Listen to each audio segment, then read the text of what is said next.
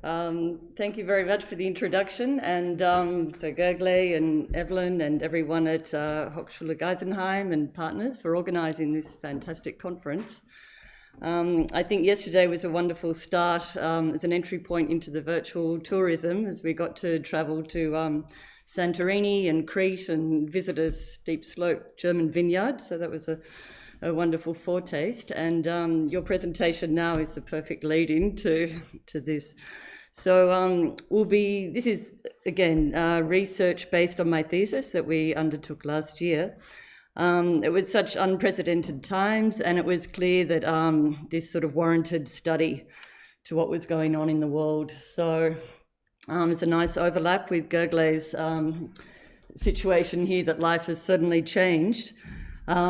Global disruption was on an unprecedented scale, and if we think of how quickly things closed down in March 2020 last year, it was flights stopped, restaurants, shops, businesses, things closed overnight, international borders closed, interstate borders, we weren't allowed to leave our homes, so nothing was the same. And so we decided to look at this from the point of view of wineries, and in particular wineries who had set up their whole business model around welcoming people on site for cellar door visits, and particularly for all the reasons that, again, Gergle mentioned earlier, for the opportunity to sell the wine directly, connect with the customers, and also for many of the reasons that Mariana spoke of this morning. Really, they'd set their winery up as an event destination, reliant on a lot of people coming on site for concerts, for all sorts of wine tasting events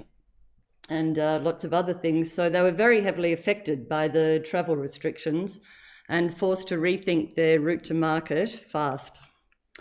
This was the similar indication based on Max and Gergle's study of the economic impact. So in Germany alone, in the 13 German wine regions, from an estimated annual €5 billion turnover for wine tourism, looking at the costs for the lockdown, we can see that it's around $1.5 billion. So it was a really big effect to these businesses, and often cellar door was only one aspect of their sales. So they had lost all their sales to HoReCa, to the hotel, restaurant and catering industry, perhaps also to the travel retail, because there was no duty-free shopping, or to airlines and many of the other revenue channels that they had open. So, oh dear. So there was a lot of discussion online about this, and a lot of symposiums about how best to manage this, and it was important to innovate and adapt your way through the crisis, and this seemed to be the key to be able to keep the business sustainable and resilient. As Mariana Segala had mentioned this morning, disruption doesn't have to be a negative thing. It can also be seen as a very positive opportunity for businesses to formulate, test and try sort of new ways of doing things, question how they were doing it beforehand. And some of the positive things that did come out of the crisis were, again, the virtual wine events and different tastings, and also a whole new way of contacting the next generation of wine consumers. So our global qualitative survey was based on in-depth interviews that we undertook with key decision makers in 70 top wineries from Australia, the US, Germany, Hungary and Romania. And we were asking them, firstly, how they adapted when the lockdown was first initiated in March, and what were some of the strategies that they immediately took to keep their money coming in. Secondly, we asked them how they built resistance and resilience up in their business in order to survive this time. And thirdly, we asked about the future of wine tourism. So we'll start with the adaptation. There seemed to be two different camps when we looked at these answers. So one camp was very much we'll call them the early adopters, and those who sort of said, well, we pivoted overnight and just switched everything to virtual and did a lot of brainstorming and came up with all sorts of creative ideas to sort of innovate our way through this crisis. And they was very much the wineries who were sort of valued at wine tourism, had set themselves up for that as a large part of their core business. And then there were other ones who were a lot more cautious and said, well, we'll just wait and see what happens. We'll sit back, we'll take the time to do the things on our business we'd always been planning to, but had never got around to. So we gathered all the different content and ordered it, and we could see some similarities between the Australian and the American mindsets. And we've just listed the top 3 ones here. And similarly with the European mindsets. So a lot of them did very similar tactics, but ordered in different ways. And one thing that certainly was in common was the direct-to-consumer sales and just how important they were for the business. Again, whether it was a matter of picking up the phone, sending out emails, sending snail mails, sort of contacting people online, this was one of the few avenues where they could then gain the retail margin and sell their wine to the customers. And the digital platforms was also one of the very few platforms left in order to communicate with people. So a lot of the businesses said, we've been meaning to set up an online shop for the last couple of years, and this is finally, it sort of kick-started us to do this immediately. And So if we look at some of the differences though, Australia and the US certainly emphasise the importance of their CRM systems, and these are the customer relationship management databases. So this is something they'd been building up over time. It takes a long time to gather all the information about your customers and know their preferences, but it also meant that they could do some very strategic offers and target them very well when they started to sell directly. Also, in terms of the digital platforms, if they didn't have all the skills with their staff on site, then they were outsourcing and bringing those skills in order to be able to do that. The European partners, on the other hand, sort of mentioned more virtual events and tactics like discounts, free delivery, value adds, and emphasising more how they were promoting their wine sales that way.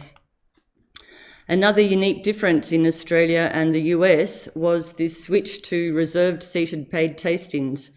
So reservations was something that came in as a form of contact tracing for all the COVID protocols. And seating people was also necessary in order to have them all distance on site. And tasting fees was something that hadn't really been introduced in Australia before. So under the guise of COVID, a lot of the wineries said they finally got the courage to actually charge people, and they didn't get the pushback that they'd anticipated. And also in order to offer real value to these customers, because they were now paying for the experience, they also put a lot of effort into curating the experience once they were on site. A lot of these countries also operate with wine clubs, so that also gave them an excellent sort of recurring revenue model. They knew that there would be cash coming in every 3 or 4 months, and a certain amount of wine would be able to be sold.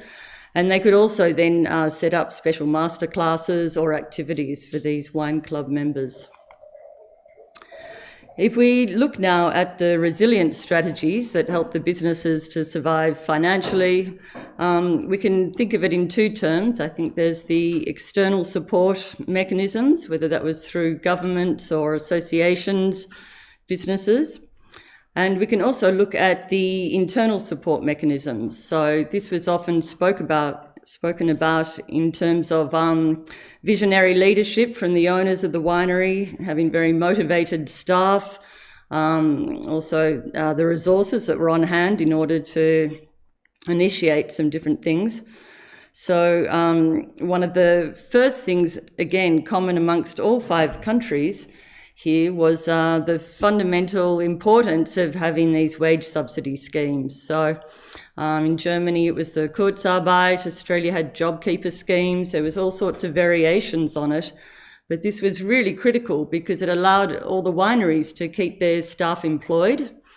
Also, the staff were very appreciative of still having a job when so many people were losing their positions. But it also meant that for all the new initiatives that they were coming up with and the new innovations, they had the people on site to carry this out. So if you think there were chefs out pruning in the vineyards, or restaurants and hospitality staff turned their restaurants into logistics centres full of cardboard boxes to ship out all the direct-to-consumer sales. They also started doing a lot of takeaway restaurant food and pairing that with different wines, curbside pickups. These were all sort of new phenomenon that came out of this. Again, some of the redeployment of staff was very valuable because it allowed them to see other sides of the business also. Some of the differences, though, was, again, the emphasis on the CRM systems and the direct-to-consumer sales that was seen in Australia, the US, and in Germany. This was also opened up a whole new channel for them in terms of gifting opportunities. And Gerglé referred to this a little bit before, but everyone was stuck at home and they all needed a new experience, and they're still having birthdays or anniversaries or Mother's Day, Father's Day. There was a lot of shopping opportunities, which these wineries sort of geared all their advertising and marketing towards offering some fantastic food and wine packages they could send out. And then often offering customised online wine tastings to go with these. They're also customising a lot of the virtual events, and again with the recurring wine club, recurring revenue models from the wine clubs that allowed them to focus on these customers in new ways as well. The Europeans, so on the other hand, they tended to be emphasising more, perhaps having more diversified sales channels. So perhaps the wineries were more family-based or weren't set up as sort of big event destinations, so reliant on international tourism or big foot traffic and physical visitors. They also focused more on reducing costs and sort of limiting the overheads a little bit. When we asked about the future outlook, this was in terms of short-term outlook, how are they going to welcome visitors back to the winery after the lockdown, and also in the long term, post-COVID. So when we were doing this study more than a year ago, we certainly didn't envisage that we would now be in the fourth wave, and we're still not yet post-COVID, but a lot of the initiatives are certainly still in place. But overall, a lot of the winery owners were very positive looking towards the future. And one of the first things they said, though, was don't neglect the locals. It was really important in this time when there weren't any other interstate or international visitors to really appreciate the local community and realise that's often an excellent source for support for the winery, and also working with collaborating and cooperating with a lot of the other local businesses. Secondly, again, perhaps more as a new world experiences, they spoke of offering elevated experiences and really focusing on quality over quantity. So instead of having big numbers, just focusing on a much smaller amount of people coming to the winery, but giving them a really customised, dedicated, curated experience once there, and that this would then lead to, as it did, lead to much more wine club members, sign-ups, or much higher sales, even though there'd actually been less people on site. Thirdly, I think we can look at the digitalisation, and this is something that there's certainly no going back for either. So many of them mentioned that every event that they plan now, they'll also be asking, can we do it virtually as well? You're putting the same effort in to run the event, but you can suddenly access potential customers all over the world. So it gives you a much wider reach for people who never have the chance or the means perhaps to physically come to the winery. And lastly, they said that authenticity was something that was really important they'd noticed that during the whole pandemic, it was the tone of the communications was very important, how they spoke to their customers and how they delivered the messages. And also in terms of COVID safety. So when they were encouraging people back on site to the winery, they were hyper aware that they had to make people feel safe and secure. Everyone's got a mobile phone these days, so if there was any slip-ups, it was going to be online in a very short time. So to ensure trust in the brand, they had to be really careful that they were making people feel looked after. And also offering them such a valuable experience that they'd speak about it positively and want to be coming back with their friends and family. So to conclude, I think it's very clear that there are a lot of different changes that were catalysed by the pandemic and the different circumstances that the wineries found themselves in. But a lot of these do have the potential to benefit the business well beyond the crisis once it does eventually finish. So if we think of the main areas for this, again, it was in the acceleration of digitalization. So now that everyone's got their online shops set up and they've got their social media communication happening and virtual events, I think this will continue. And even again, as Gergely's study showed, that for those who hadn't initiated online wine tastings, they were certainly keen to still test this.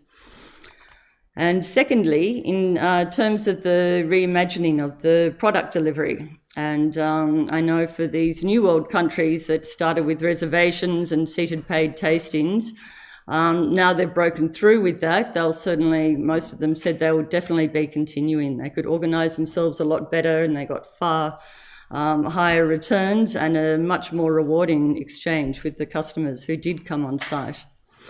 So in that sense, also they would continue with a lot of these gift packs or, the takeaway restaurant meals and a lot of the other initiatives that had been set up to deliver products during this time. And lastly, I think in terms of building resilience into the business, this is something that was really exposed during this time, that it's very important to be setting up these sort of direct-to-consumer sales or have the information about your customers and then how you'll be able to sell to them, diversifying the interests and investing in CRM digital infrastructure, and not just all the software, but also how to use it and the skills of the staff and so forth, so they can leverage it.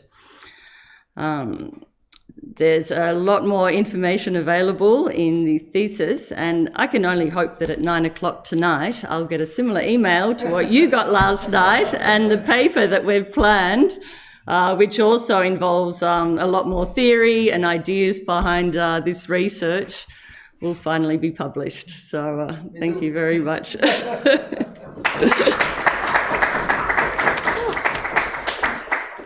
Thank you, Sue, for presenting these results on how wineries around the world try to